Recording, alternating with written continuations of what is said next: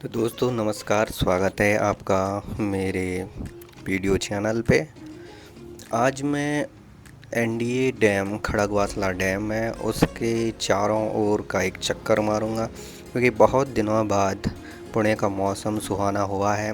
हल्की सी बारिश हुई है, बूंदाबांदी हुई है और थोड़ा ठंड हो गया है, यहाँ पे ठंडक बढ़ गई है। तो ऐसे मौसम में हवा का लुत्फ़ उठाना बहुत ज़रूरी है, क्योंकि कुछ आजकल जो इंडिया की कंडीशन चल रही थी तो स्ट्रेस थोड़ा ज़्यादा था। बट अभी थोड़ा स्ट्रेस निकालने का टाइम है। तो ये जो अभी एरिया आपको दिख रहा है, ये है एक खड़गवासला डैम का डाउन साइड। तो मैं क्या करूँगा इस वीडियो में, खड़गवासला डैम के जो लगभग 70 या 80 किलोमीटर का टोटल राउंड होगा, वो अभी मैं अपनी बाइक में क्लियर करूँगा। मैंने एक्चुअली आईफोन से वीडियोग्राफी की है और मैंने जेनेरियो का ग्रीन आरो का माइक सिस्टम लगाया था इसमें, लेकिन आवाज़ क्या हुआ कि वो ऑडियो सेटअप सही से हो नहीं पा रहा है। ब्लू वायरलेस माइक में कुछ दिक्कत हो रही है, तो मुझे ऑडियो अलग से रिकॉर्ड करनी पड़ रही है। बाकी मैं अभी इस रोड पे डैम के साइड बाय साइड जा रहा हूँ अपनी मस्ती में। तो ये जेनेरियो का फिर से ग्रीन आरो का जो माइक सेटअप है, इसमें क्या दिक्कत आ रही है कि जैसे ही मैं इसको फ़ोन से अटैच करता हूँ और बाइक के माउंट पे लगाता हूँ हेलमेट पे, तो माइक कुछ रिकॉर्ड नहीं कर पाता। शायद ये उतनी क्योंकि स्पीड ज़्यादा रहती है बाइक की, तो शायद ये डिटैच हो जाता है और मैं कुछ भी ऑडियो अपनी रिकॉर्ड नहीं कर पाता। अब ये सेटअप मैं बाद में कॉन्फ़िगर करूँगा कि कैसे और क्या इसके लिए बेस्ट ऑप्शन है। तो ये माइक का मुझे एक डिसएडवांटेज है कि मुझे ऑडियो इसमें मिल नहीं रही है, क्योंकि मैं कमेंट्री कर रहा था जब मैं अपने राइड में अच्छे सीनरीज़ को देख रहा था, उन पे मैं कमेंट कर रहा था, लेकिन बिना ऑडियो के राइड में मज़ा नहीं है। खाली सिनेमैटिक या फिर वीडियोस भी आप कितनी ही बनाओगे, बट उसके बावजूद भी वीडियो काफ़ी अच्छी बनी है। और मैं कुछ beautiful, if I can say jaw dropping तो नहीं है, लेकिन कुछ ब्यूटीफुल मोमेंट जो मुझे पर्सनली अच्छे लगे, उनको कैप्चर करने में मैं मतलब कर पाया उनको कैप्चर। तो जब मैं ये राइड कर रहा था तो पुणे का मौसम बिल्कुल हसीन था। मैं पुणे सिटी की बात नहीं कर रहा, मैं पुणे सिटी के बाहर की बात कर रहा हूँ। और मुझे ये वाली रोड्स इतनी इसलिए अच्छी लगती हैं क्योंकि इसके अगल बगल लोगों ने, जो होटल और रिजॉर्ट वाले हैं, उन्होंने अच्छे फ्लावर्स लगा रखे होते हैं। हालांकि ट्रैफिक ज़्यादा रहता है, उसमें आपको सावधानी से जो राइड करनी होती है, लेकिन इसमें मतलब कुछ जगहें, इन जगहों के नाम भी मैं कभी नोटिस नहीं कर पाया क्या क्या है, लेकिन यहाँ पे कुछ आश्रम्स हैं, कुछ रिजॉर्ट्स हैं जो खड़गवासला डैम के चारों तरफ बने हुए हैं। और मैं इस राइड में खड़गवासला डैम से पानसेठ डैम जाऊंगा और पानसेठ डैम से फिर वापस खड़गवासला डैम आऊँगा। तो ये मुझे कहीं पे बैठ के कभी कभी, मतलब आप अगर बैठे हुए हों 2-4 दिन से, तो आपका मन फिर बैठने का नहीं करता, फिर आप उस एयर में, उस डायमेंशन में घूमना चाहते हो थोड़ा सा। ऐसा करने से क्या होता है, आपका स्ट्रेस थोड़ा रिलीज होता है। आपका तो पता नहीं, पर मेरा स्ट्रेस पक्का रिलीज होता है, क्योंकि ज़रूरी है। आप दिन भर किसी कंप्यूटर की स्क्रीन पे या फ़ोन पे बैठ के नहीं रह सकते, आपको कभी ना कभी तो बाहर निकलना पड़ता है, बाहर की हवा खानी पड़ती है। और वैसा ही हमारा सिस्टम बना हुआ है, हमारा जो ऑर्गन है, बॉडी सिस्टम है, उसका मतलब ये नहीं कि तुम लेटे लेटे खाते रहो। भाई तुमको जाना पड़ेगा। तुम्हारा हार्ट जब पंप करेगा ब्लड, तो तुम्हारे बॉडी को पता चलेगा कि मतलब तुम्हारी बॉडी हेल्थी है नहीं है। नहीं तो वो सारे हमारी बॉडी के पार्ट्स भी लूज हो जाते हैं अगर आप ऐसे लूज पड़े रहते हो। तो बीच में मेरे को 1-2 जगहों पे बाइक रोकनी भी पड़ी, ये चेक करने के लिए कि क्या मैं रिकॉर्ड कर पा रहा हूँ कि नहीं। और रिकॉर्डिंग करने का मैंने एक कूल सा तरीका निकाला हुआ है कि मेरे पास एक ब्लूटूथ स्टिक थी, तो उस ब्लूटूथ स्टिक का मैंने ब्लूटूथ निकाल रखा है, तो उसका बटन मैं प्रेस करता हूँ तो मुझे मेरा वीडियो रिकॉर्डिंग चालू हो जाती है। और मैंने वीडियो रिकॉर्डिंग बस उन्हीं जगह की हैं जो मुझे वाकई में शानदार लगी। जैसे अभी मेरे सामने जिस जगह से मैं गुज़र रहा हूँ, उसके सामने सूरज की किरणें बादलों से ऐसी टकरा रही हैं। ऐसा लग रहा है जैसे कोई मतलब गोल्ड की प्लेट कहीं पे कोई पहना रखा हो किसी को। एक विंडो टाइप लग रही है, उस विंडो से जैसे कोई बाहर जाने का रास्ता हो। तो क्योंकि यहाँ पे अभी मतलब मेरे निकलने से, मेरे यहाँ पे राइड करने से आधे घंटे पहले ही बारिश हुई होगी, तो मतलब रास्ते में कीचड़ तो है, लेकिन जो ब्लैक रोड्स, मिट्टी गीली गीली और जो खुशबू आ रही है मिट्टी की।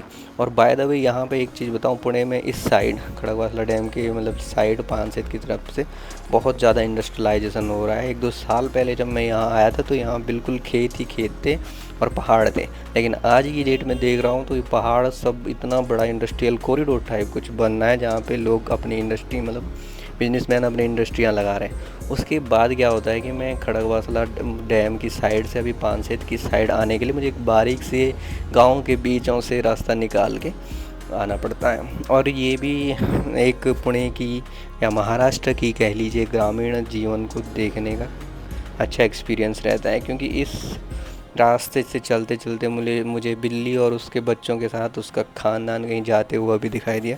मैं उसको रिकॉर्ड करना चाहता था, मैंने गाड़ी स्लो की, लेकिन क्या हुआ कि मुझे वो रिलेटिव उसका पता नहीं चला। अभी वीडियो में देख रहा हूँ तो काफ़ी तेज़ी से उसके बगल से गुजर गया, जबकि वहाँ पे मैंने काफ़ी स्लो राइड किया था। क्योंकि ये जो मेरा अभी वीडियो रिकॉर्डिंग का फॉर्मेट चल रहा है, ये 4K 25 FPS पे है और वीडियो रिकॉर्डिंग इसमें अच्छी है।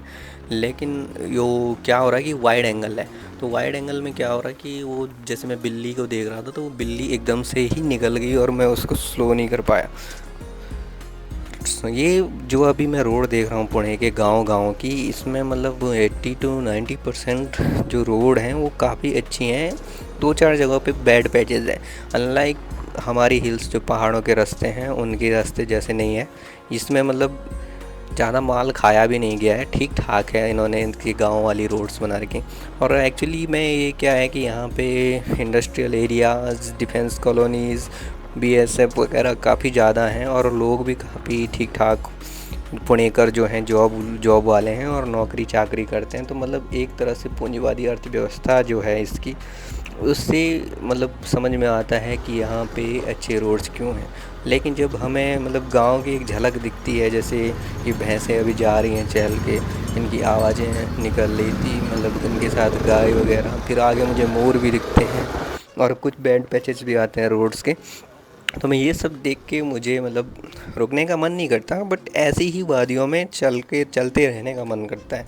ऐसा लगता है कि ये जो कॉरिडोर है ये जीवन का ही कॉरिडोर लगता है, जिसके बीच में तुमने अपनी यात्रा ऐसे ही पूरी करनी है। मंजिल कोई नहीं है, बस जर्नी ही जर्नी है। तो ये बारीक रास्ते भी बीच बीच में, फिर आप देख सकते हैं कि साइड में जिस तरह से खड़गवासला डैम दिख रहा है, इसके अपोजिट साइड से मैं घूम के आया हूँ और मैंने कम से कम 40 से 50 किलोमीटर की राइड कर ली है।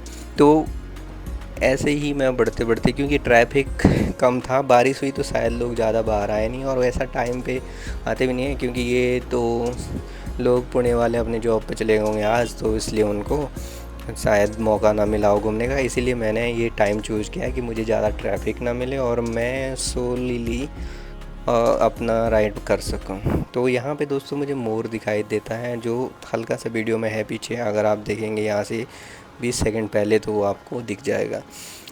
तो ऐसे मतलब यहाँ खेतों में आजकल इन्होंने, अभी मुझे ध्यान नहीं आ रहा क्या बो रखा था, शायद गन्ना था, तो बो रखा था और बीच बीच में कहीं जहाँ पे भी हल्का फुल्का इंडस्ट्रियल काम लगाओ वहाँ पे ये लाल मिट्टी बहुत ज़्यादा थी। अब एक चीज़ है, लेकिन यहाँ की जो मिट्टी है ये लाल है, तो इसमें मतलब रिलेटिवली नीचे से पत्थर बिछे हुए हैं, तो फिसलन थोड़ी सी है नहीं उस टाइप का, जैसे हमारे पहाड़ों में अगर कहीं उत्तराखंड की बात कर रहा हूँ या फिर कहीं आप सिक्किम टाइप एरिया चले जाओ, तो वहाँ पे क्या है कि अगर आप कीचड़ कुचड़ हो और ढलान हो तो आपके स्किड होने के चांसेस बहुत ज़्यादा हैं। लेकिन यहाँ की मिट्टी थोड़ा डिफरेंट लगी, हो सकता है ये वो नीचे जो ग्रेवल बिछा हुआ उसके कारण हो।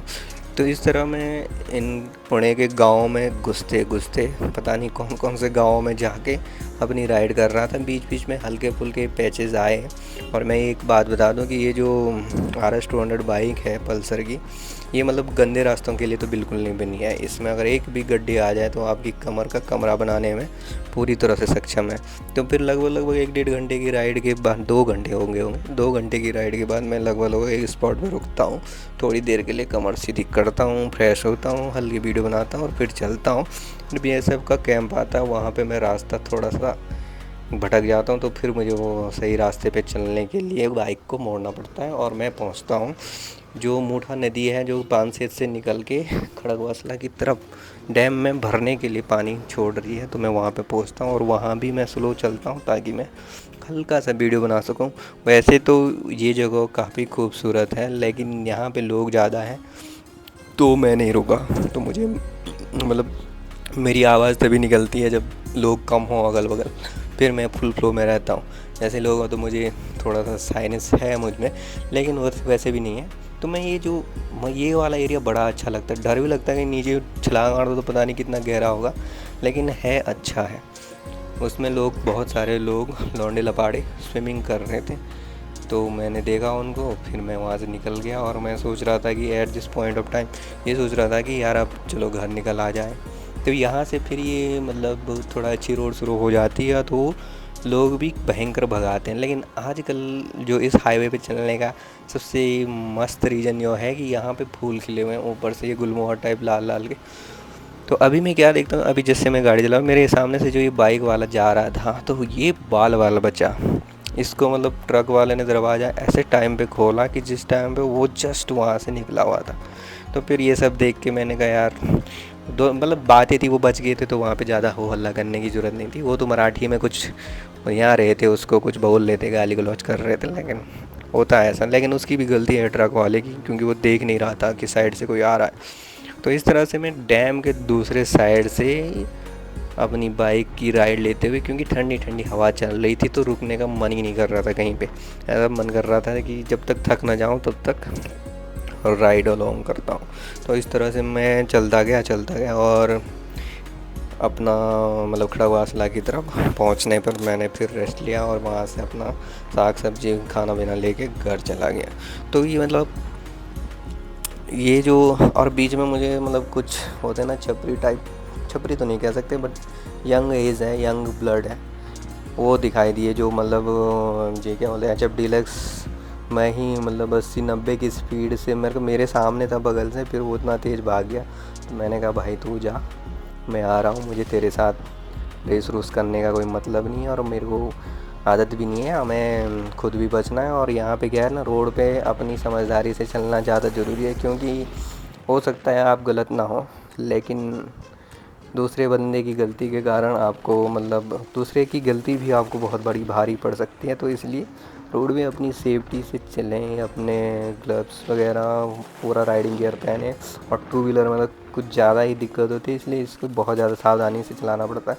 और वाहन जो भी हो उसको मतलब चाहे टू व्हीलर सावधानी से ही चलाएं, बट ये है कि मज़ा तो टू व्हीलर में ही आता है। जो इसमें डिग्रीज़ ऑफ फ्रीडम है ना वो ज़्यादा है, आपका लीनिंग का मूवमेंट होता है, आप एक स्टैंडिंग में तो चल ही रहे हो ना, 2 डिग्री ऑफ मूवमेंट कह सकते हैं, ये इसमें है, फ्रीडम है 2 डिग्री की। तो ये बड़े मुझे बहुत अच्छा लगता है। मुझे तो ऐसा लगता है मतलब as like you are riding a aeroplane aircraft है, मतलब ऐसा लगता है।